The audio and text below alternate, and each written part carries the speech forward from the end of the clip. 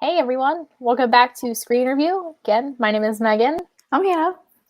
All right, before we begin, quick social media shout out. If you're not following us already, you can find us at Boca Tribune, Facebook, Instagram, Twitter, YouTube. Did I say YouTube? Because YouTube, at Boca Tribune. Make sure to follow us and share, etc. Everything you can do on social media, interact with us. Yeah. So today we're going to be talking about a documentary that came out in 2017. It's called What the Health, and it is 1 hour and 37 minutes long, which is funny. That's how long Klaus was. Anyways, regardless, 1 hour and 37 minutes long. You can find it on Netflix. And I know normally we go in and give kind of our general thoughts spoiler free, but again, this is a documentary, so really aren't any spoilers. I guess you could just... I think we're just going to jump kind of straight into the plot for this one. If you haven't seen it, go ahead and watch it on Netflix. It's definitely an interesting watch. And then come find our show later and we'll kind of discuss it together. Again, you can find us on the IGTV, the Facebook, or the YouTube at Boca Tribune. You can find us and talk about it together. So I guess this documentary is quite problematic, Hannah, I would say. I guess, would you like to unpack it for us a little in the beginning? I can try.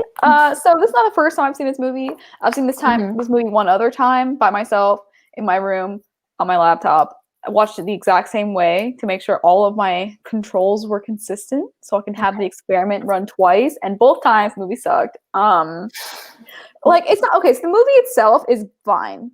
I think Kip sucks. I think that's what it is. I agree. He doesn't seem like a person I would want to do this type of work with. Like, the way that he talks to people while he's interviewing them, not only does he seem condescending, condescending, yeah, in a way. I was more thinking he seems like in an interview he's slouched. Like, he's not really in it himself, and so, like, of course the person's not going to want to have a genuine, serious conversation with you about something that's controversial to their business. It's a business at the end of the day. And so, like, the fact that he was like, oh, why are you mad? Like, why is it an argument? Why is it an argument? Like, focus on other things besides the one thing you didn't anticipate. I don't know. Yeah. I mean, I guess kind of we'll say we're talking about Kip's conversation with the American Diabetes Association. What was he, like, the president, I believe? One of the higher-ups he was speaking with. And when Kip asked this man from the ADA a question specifically about diet, essentially alluding to, like, is plant-based diet the best diet to help people recover or prevent diabetes, etc. And the person he was interviewing, the interviewee, said, like, oh, there is no perfect diet. Like, we don't recommend a specific diet. Like, I'm no longer comfortable in this interview. Like, we're kind of done here. Yeah, and like, he was getting up to leave. Exactly, like removing the microphone, like the whole nine. He was done with the interview, but it's honestly only because Kip was being so pushy about it. I mean, he was sitting there, like Hannah was saying, passive, refusing to stand up, refusing to acknowledge this man wanting to leave, like, and just saying, like, oh, we found this study saying that, like, the plant-based diet, it was ridiculous. Like, oh, the plant-based diet is, like, the most healthy, and look, like, it reversed and prevented these people's diabetes. Like, what do you think about this? And I think at this point, it's really important to mention that the ADA president, we'll call him, kind of turned around and said, like, there is no perfect diet. The best diet is one that someone can stick to and follow. And at the end of the day, that's just true. That's the best diet is the one that works for you, disregarding ethical and environmental factors, just strictly in terms of health.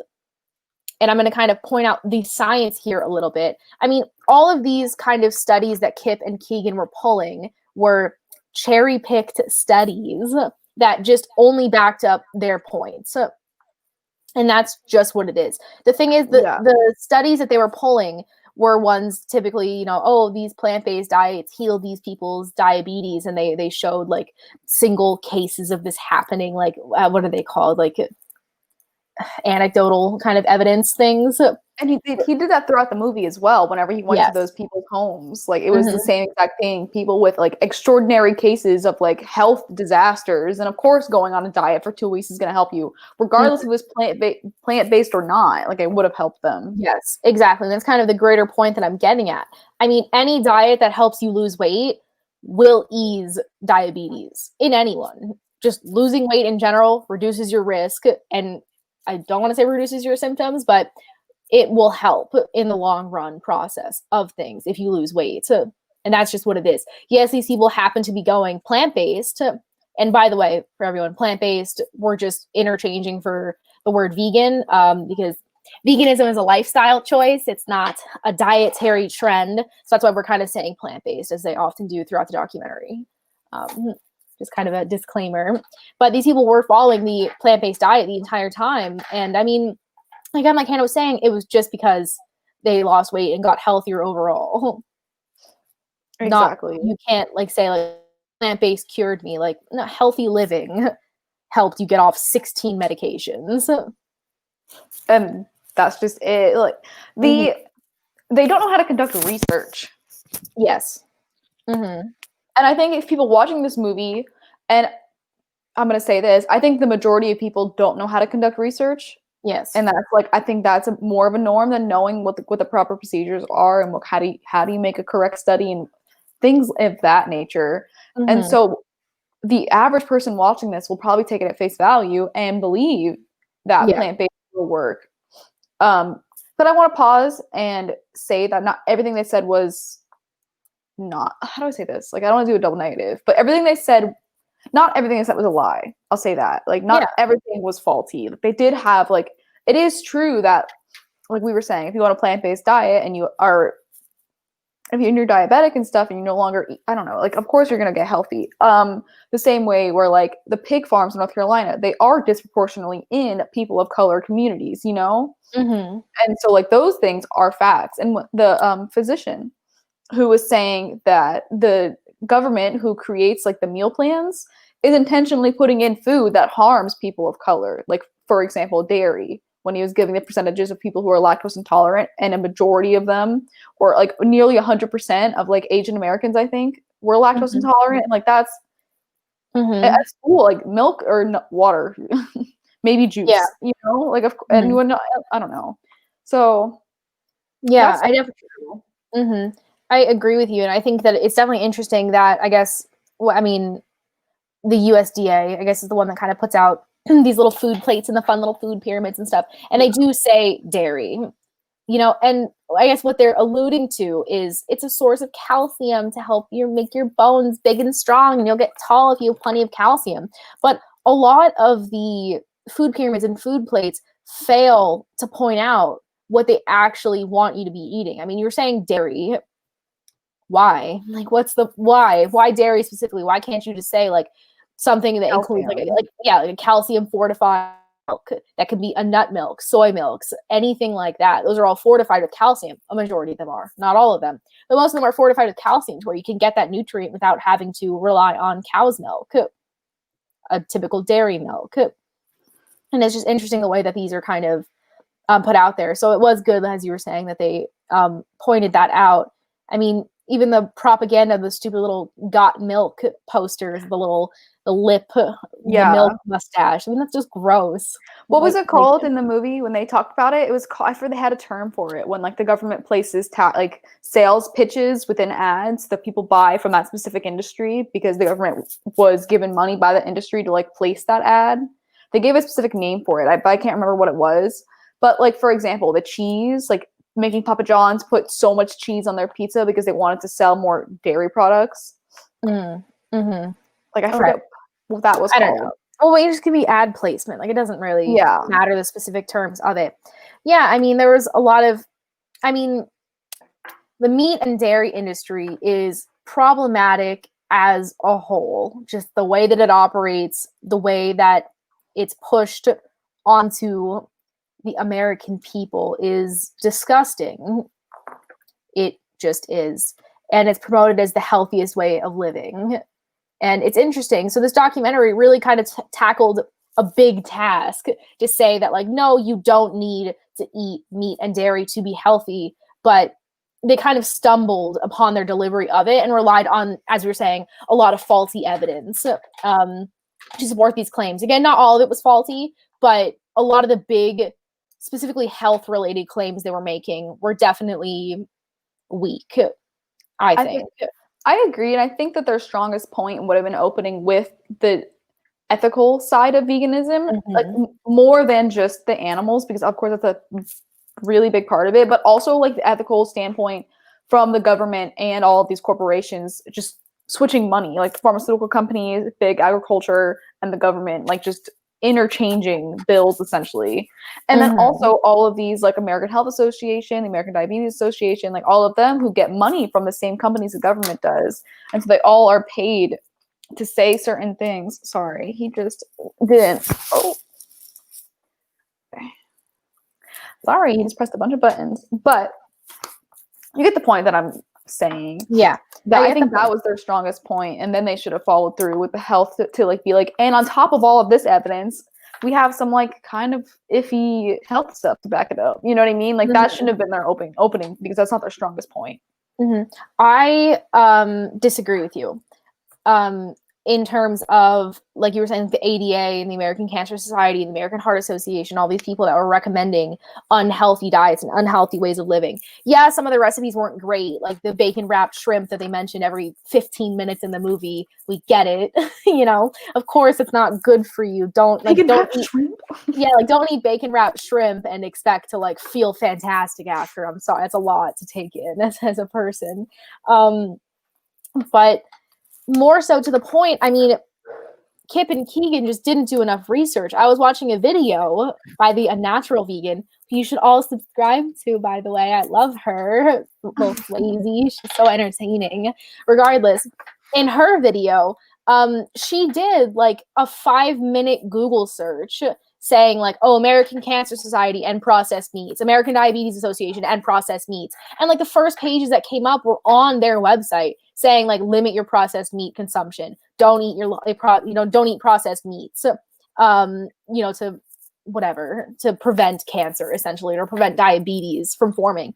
And in fact, the ADA, American Diabetes Association, the first protein source they recommend on their website based on what she found was legumes and beans. The second was soy and meat alternatives. It's just Kip and Keegan just looked on the recipes page and saw beef once and were like, throw the whole organization away. Like, and like, let me call them Canceled. up. Yeah, like, can I speak to the president and just ask directly why you want everyone to die?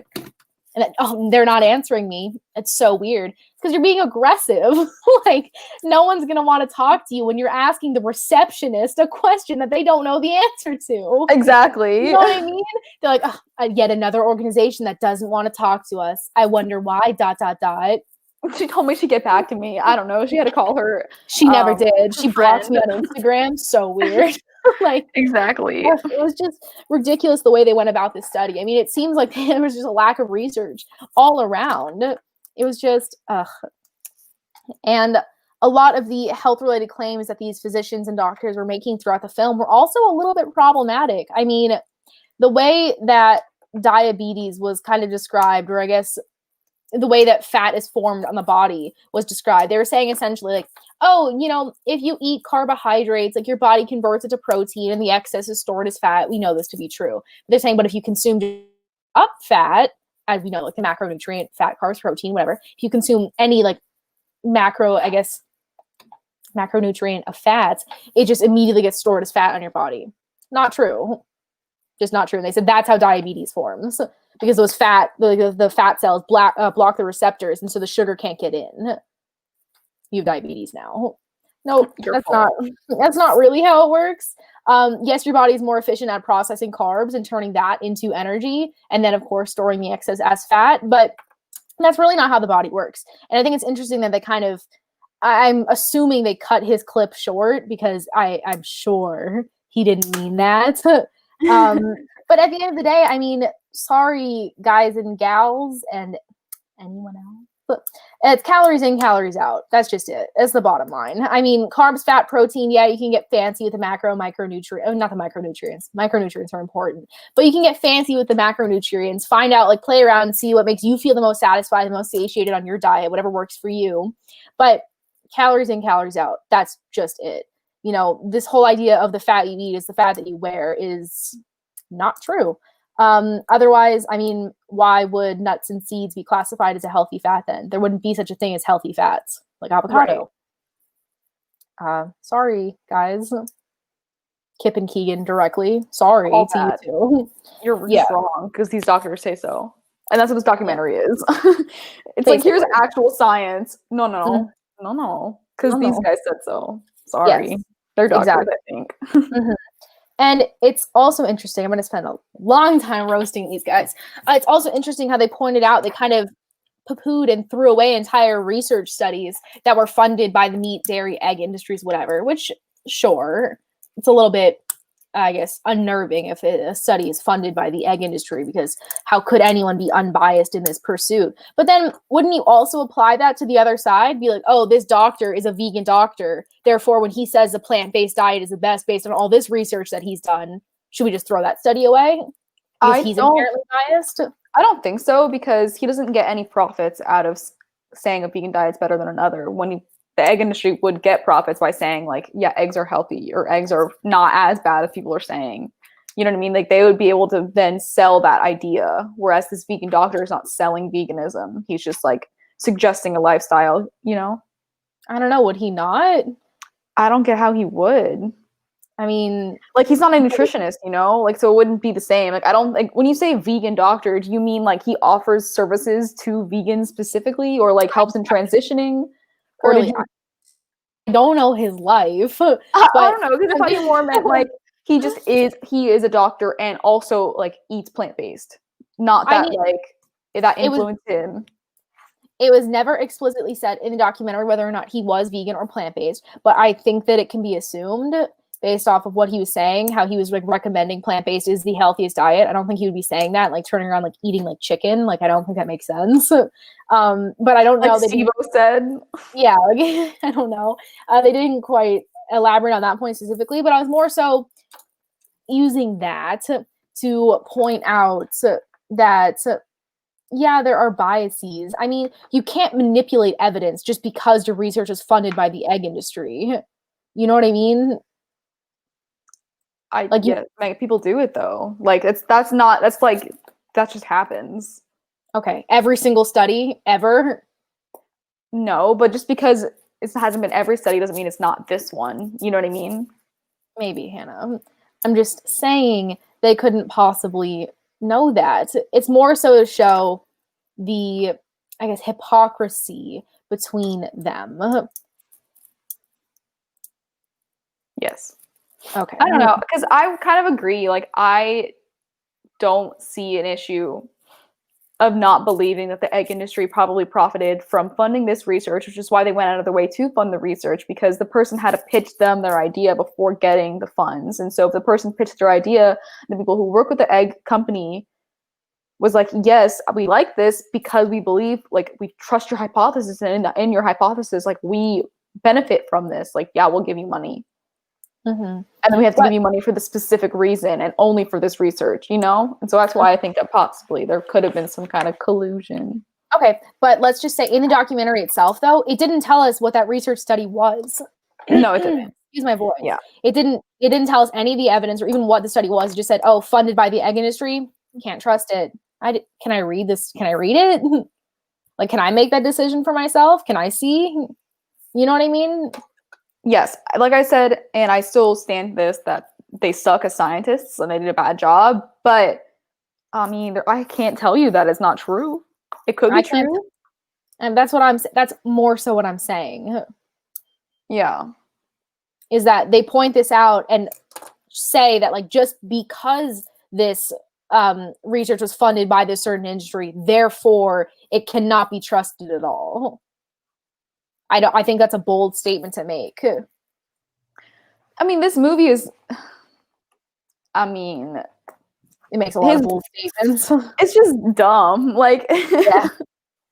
it's a really good, I mean, I'm not gonna say it's a really good movie, but I mean, I watched it twice, so that's something. First time watching it. Yeah. I feel the same way, I think, that I felt about it last time, in that I think Kip being the face of this movie really makes it seem less serious. And when I say less serious, I mean, I can't take the movie seriously itself. There's no credibility there. Okay. Mm-hmm. Like, who is Kip? Are you just a photo, what are you? You know, like, what are your credentials to be doing this type of research or studies? And not saying that you have to go to like a university to have credentials or like whatever, but like, I don't know who you are, or there isn't no trust there. Yeah, I agree to that. And I would say that there was no trust built throughout the movie. I mean, again, these kind of anecdotal people saying that like, oh yes, plant-based healed me. Yes, plant-based literally healed my thyroid cancer. Like, yes, this is amazing. I'm so happy for you. But this is anecdotal. It's not, it might not going to be a one size. Yeah, it might not speak to the larger population. Like, not everyone can just eat plant-based and expect the same results as you. Like, that's kind of irresponsible of them to say in this documentary. Like, there should have been a disclaimer, like, please see your doctor. Like, if you're dealing with a long-term illness, like, exactly, please go see your doctor and consult with them. Don't just do as this lady did and switch to a whole food plant-based diet and expect to magically be cured, because it might not work for you as it did for her.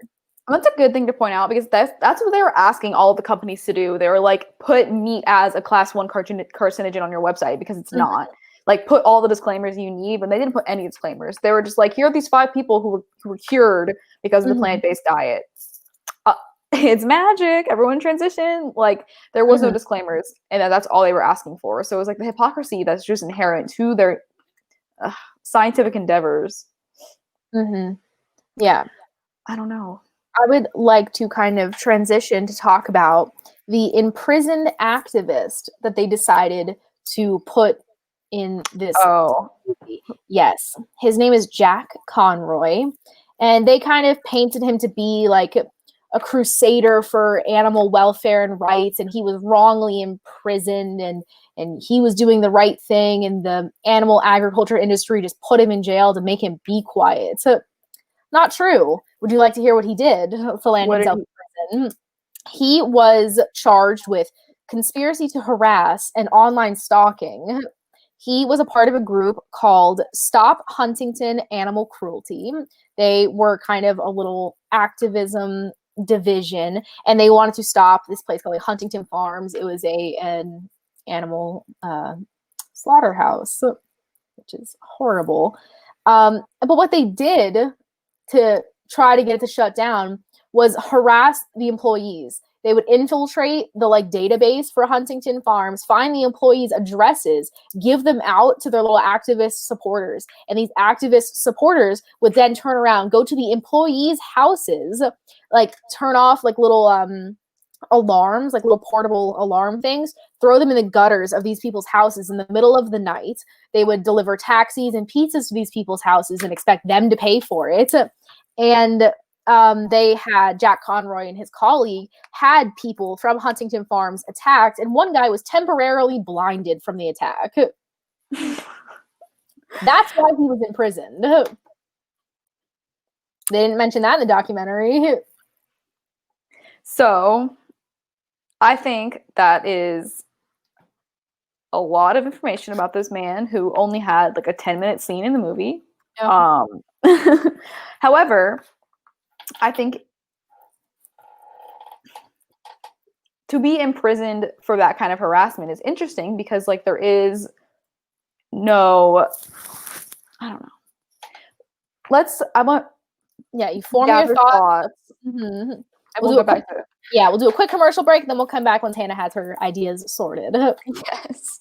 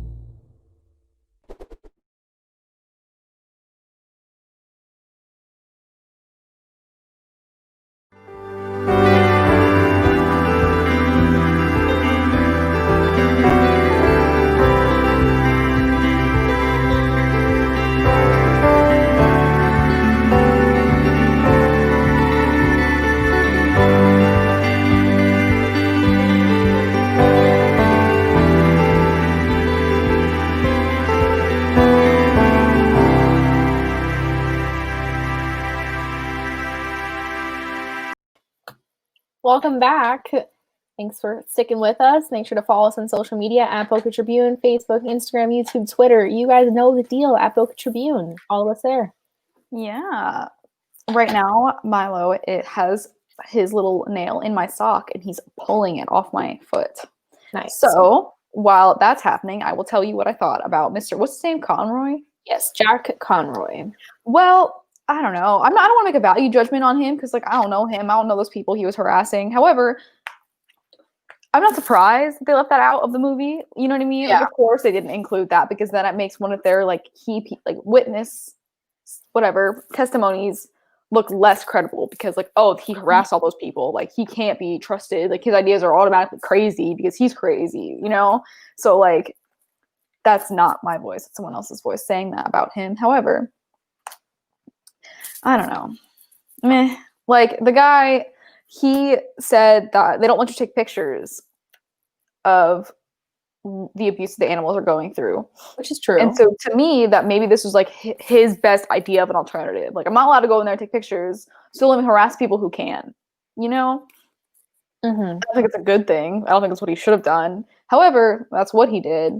And of course, they picked him as the key witness because he's like a political prisoner at that point, because he's making a political statement about the animals, saying that like we shouldn't, as people who don't want to kill each other, like, why should we kill other sentient beings? It doesn't make sense.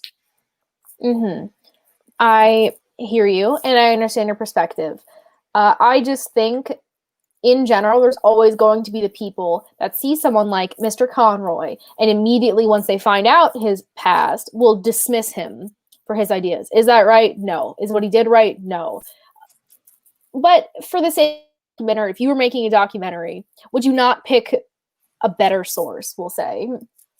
Yeah, but I'm not those guys. Yeah. So that kind of speaks to the point of like, why would you pick this guy for this? Why would you make this movie? Maybe you don't know enough. There's been so many other imprisoned animal activists, and just to pick Mr. Conroy probably wasn't the best. Even picking like a previous employee for like Tyson or like any of the big name animal agriculture industries would have been so much more useful to the documentary as a whole. But again, as Hannah and I were kind of discussing earlier before, I find the ethical and environmental, I guess, reasonings behind going vegan more compelling than the health reasons, personally. That's not really a super, like, I mean, everyone has their own opinions here and there, you know, but that's just mine. So I wish that they kind of, I don't know, spent more time talking about the ethics versus like plant-based is the healthiest, undisputed. Like, you cannot dispute me. Look at my one Google Scholar research study. Yeah. Isn't it so nice? In his entire buildup, he made it about himself. And then he was like, oh man, you know, like, it actually affects other people too. I never even considered that. People have it worse than me. Yeah. I was just worried about maybe having a heart attack, potentially. You know, and so like, of course he's not thinking about the animals because he had to remember to think about other people. And so that's true. Yeah, it was definitely interesting all around. I mean, it was nice they put in at the end there all the different athletes that thrive on a vegan diet, because that's often kind of a misconception about plant-based vegan diets, is that you can't be strong, you can't be muscular or athletic because you're just so weak and malnourished and no protein for you. No protein. Just protein is the number one macronutrient. We need it. Sarcasm, by the way. Please educate yourselves on nutrition. I just thought it was nice that they kind of pointed that out there. Because again, that's a misconception. I mean, a lot of people are like, oh no, like, I need to eat my 4 pounds of chicken per meal because I need so much protein. And it's just not super necessary. And again, if you can find that protein source from a more ethical, I guess, place, why wouldn't you? Oh, you just love the taste of chicken so much. Sorry, I'm being mean. No, you're not being mean. It's just that, like, people really do love to eat meat and dairy products so much. I mean, I like how they pointed, like, I don't want to talk about hunting. I just don't. I don't feel like it. My energy I need to protect it. Regardless, hunting makes me sad. Animal agriculture makes me sad.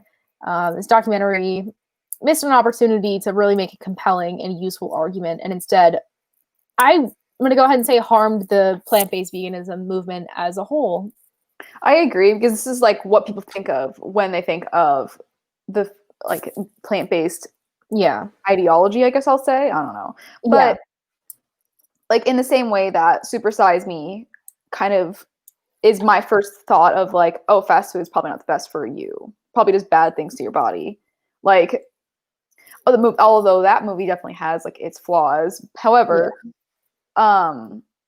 it's because it's still not, whatever. That's what this is to that. I agree. I think that a lot of vegans and people who eat plant-based fail in their pursuit to get their message across to other people, because at the end of the day, veganism it's hard. It's an extremely, extremely restrictive diet. You are eliminating entire groups of food from your diet, and to make it seem like the easiest transition in the world is a little bit elitist. I mean, it's hard for a lot of people who grew up on these foods and are very nostalgic towards these foods, as we create kind of an association with foods and events and things. There's kind of that connection to them.